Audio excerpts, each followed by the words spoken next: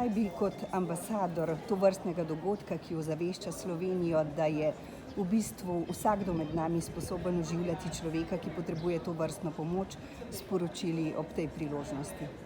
Je predvsem to, kar sam dogodek opozarja, in sicer, da se moramo vsi seznaniti in naučiti pravilnega postopka oživljanja, kajti nikoli ne vemo, kdaj se lahko znajdemo v situaciji, ko bo nekdo potreboval to pomoč. In moje mnenje je, da resnično to znanje dobro usvojimo in da ga tudi obnavljamo in da se odzovemo na prav način, kajti rešiti življenje je nekaj neprecenljivega.